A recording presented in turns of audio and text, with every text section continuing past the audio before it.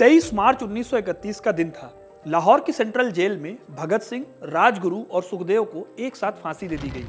आरोप था कि उन्होंने लाहौर असेंबली में बम फेंका था। यह बम बहरी अंग्रेज सरकार को सुनाने के लिए फेंका गया। जब भगत सिंह को फांसी हुई थी तब पाकिस्तान नाम से कोई देश नहीं होता था, सब कुछ हिंदुस्तान था और उसी हिंदुस्तान के लिए ही भगत सिंह फांसी के तख्ते से झूल गए। भले ही 16 साल बाद 1947 में देश के दो हिस्से हो गए हों, लेकिन भगत सिंह की लड़ाई तो इन दोनों हिस्सों के लिए थी। अब आज भारत में तो भगत सिंह को शहीद आजम का दर्जा मिला हुआ है, पर क्या पाकिस्तान में भगत सिंह को वही इज्जत मिली हुई है?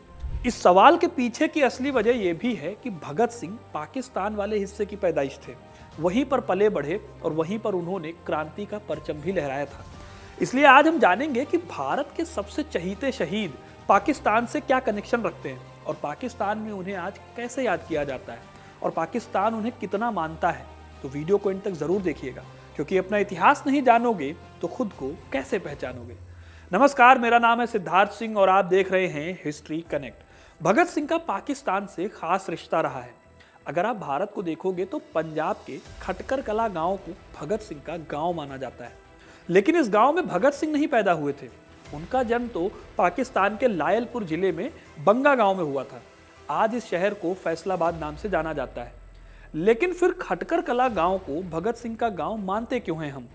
इसके पीछे की असली वजह यह है कि खटकर कला गांव में भगत सिंह नहीं बल्कि उनके पिताजी सरदार किशन सिंह रहा करते थे।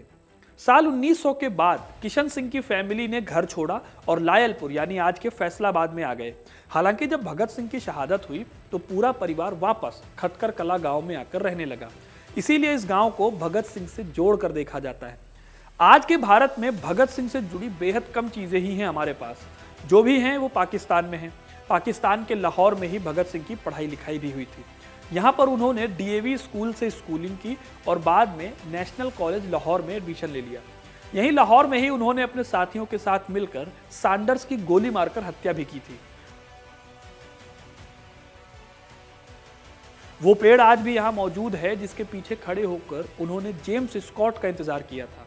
वो मारने तो जेम्स स्कॉट को आए थे, लेकिन उनके हत्थे सैंडर्स चढ़ गए जिसे उन्होंने गोली मार दी। यहीं से कुछ ही दूरी पर उनका डीएवी कॉलेज था।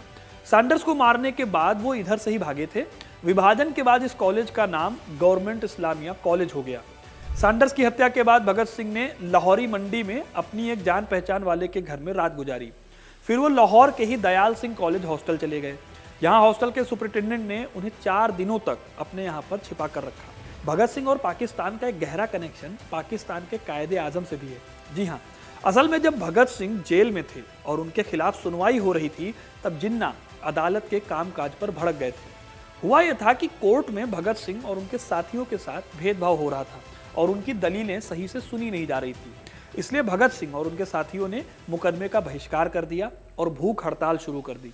इसकी वजह से केस में भी देरी होने लगी और अंग्रेज सरकार वहां जल्द से जल्द इस मामले को निपटाना चाहती थी, क्योंकि भगत सिंह अपनी कामों की वजह से पॉपुलर हो रहे थे और अदालत में मामला धीमी रफ्तार से चलने की वजह से उनके थॉट्स ज़्यादा से ज़्यादा लोगों तक पहुंच रहे थे। इन सब को रोकने के लिए सरकार ने फिर से एक चाल चली। सरकार नया बिल लाई जिसमें यह प्रावधान था कि अभियुक्तों की गैर मौजूदगी में भी मुकदमा चलाया जा सकता था। यानी भगत सिंह कोर्ट में पेश हों या फिर ना हो, उनके खिलाफ सुनवाई जारी रहेगी। जिन्ना ने सितंबर 1929 में इसी काले कानून का विरोध किया था। उन्होंने कहा कि भूख हड़ताल कोई आम बात थोड़ी है। भगत सिंह कोई आम अपराधी भी नहीं है जिन्होंने बस एक हत्या को अंजाम दिया हो। उस दिन जिन्ना इतना बोले और बोलते रहे, लेकिन असेंबली का टाइम खत्म हो गया और अगले दिन जिन्ना ने फिर से इस बात पर बोलना चाहा। खुद महामना मदन मोहन मालवीय ने उनको सपोर्ट भी किया, लेकिन उन्हें बोलने नहीं दिया गया। फिर सरकार ने स्पेशली भगत सिंह और उनकी टीम के खिलाफ एक ट्रिब्यूनल बनाया। इस ट्रिब्यूनल में 3 जज थे, इसमें से एक जज हिंदुस्तानी था, बाकी अंग्रेज थे। जब भारतीय जज ने अपना विरोध दर्ज किया तो बीमारी का बहाना बताकर उन्हें हटा दिया गया। इस तरह से भगत सिंह और उनके साथियों को बिना किसी पेशी के ही फांसी की सजा सुना दी गई। उनकी फांसी की सजा का बहुत विरोध हुआ, लेकिन कुछ काम नहीं आया। अब ये सारे वो कनेक्शन हैं जो भगत सिंह और आज के पाकिस्तान के बीच है, लेकिन इतने कनेक्शन होने के बावजूद भगत सिंह को वहां पर क्या जगह मिली हुई है? तो इसका जवाब बहुत साफ नहीं है। देखिए, भगत सिंह को पाकिस्तान की किताबों में नहीं पढ़ाया जाता। क्योंकि इस्लाम के नाम पर खड़े इस देश में नेताओं ने आगे चलकर सिर्फ मुस्लिम लड़ाकों और मुस्लिम नेताओं को ही अपनी किताब में जगह दी। भगत सिंह जैसे आज़ाद ख्याल क्रांतिकारियों को कोई जगह नहीं मिली। फिर रही उन जगहों की बात जो भगत सिंह से जुड़ी हुई हैं, तो उनका भी कोई खास ख्याल नहीं रखा गया। जैसे हमारे देश में अगर आप देखोगे तो अंडमान जेल को आज भी महफूज रखा गया है, क्योंकि यहाँ पर हमारे देश के क्रांतिकारियों को रखा गया था। लेकिन पाकिस्तान में ऐसा नहीं है। मशहूर लेखक कुलदीप नैयर ने अपनी किताब में लिखा था कि लाहौर सेंट्रल जेल एरिया को शादमा कॉलोनी में बदल दिया गया और भगत सिंह और उनके दोस्तों को जिन कोठरियों में रखा गया था, आज उनके सामने एक शानदार मस्जिद के गुंबद खड़े कर दिए गए हैं। जिस जगह पर भगत सिंह को फांसी दी गई थी, आज उसे शादमान चौक के नाम से जाना जाता है और जिस तख्त पर उन्हें फांसी पर चढ़ाया गया था वो पूरी तरह से खत्म कर दिया गया और एक चौराहा है इसकी जगह पर जहां दिन रात गाड़ियां घूमती हैं। यानी कि अगर आप देखोगे तो भगत सिंह की जो चीजें हैं उनको बहुत ज्यादा तवज्जो नहीं दी गई। इस तरह से भगत सिंह, जिन्होंने एक भारत की आज़ादी का सपना देखा था, उन्हें पाकिस्तान की सरकार ने कोई खास तवज्जो नहीं दी थी। लेकिन भगत सिंह को सरकार ने चाहे जितना दबाया हो, पाकिस्तान में उनके विचारों की कद्र आज भी है। पाकिस्तान में भगत सिंह मेमोरियल फाउंडेशन नाम से एक संगठन है। यह संगठन कई सालों से भगत सिंह और उनके विचारों को लोगों तक पहुंचाने का काम करता रहा है। पहले साल 2012 में और फिर 2019 में उन्होंने शादमान चौक को भगत सिंह चौक बनाने की मांग की। 2019 में तो सरकार ने उनकी ये मांग मान भी ली, लेकिन फिर कुछ हो नहीं पाया क्योंकि कट्टरपंथियों की धमकी के चलते इस फैसले को वापस ले लिया गया।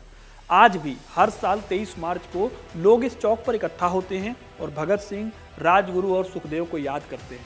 यही नहीं, पाकिस्तान की कम्युनिस्ट पार्टी में भी भगत सिंह को फॉलो किया जाता है। यहाँ कम्युनिस्ट पार्टी के एक नेता हैं यूनुस चौधरी। उन्होंने बीबीसी को बताया था कि बलूचिस्तान की स्टूडेंट ऑर्गेनाइजेशन भी भगत सिंह को याद करती है। ऐसे ही कई एनजीओ और दूसरे स्टूडेंट ग्रुप्स हैं जो भगत सिंह की विरासत को आज भी आगे बढ़ा रहे हैं। तो दोस्तों, कुछ इस तरह से पाकिस्तान में भगत सिंह को याद किया जाता है। वो भगत सिंह जो ये मानते थे कि व्यक्ति मर सकता है लेकिन उसके विचार जिंदा रहते हैं। शायद इसीलिए आज आपको पाकिस्तान में भगत सिंह की विरासत ना मिले, लेकिन वहाँ के लोगों में उनके थॉट्स आज भी जिंदा मिल जाएंगे। तो दोस्तों, ये थी कहानी भगत सिंह के पाकिस्तान कनेक्शन की। आपको ये कहानी कैसी लगी कमेंट करके ज़रूर बताइएगा। वीडियो को लाइक और शेयर करना ना भूलें और ऐसी तमाम इंटरेस्टिंग कहानियों के लिए हिस्ट्री कनेक्ट को सब्सक्राइब ज़रूर करें। धन्यवाद।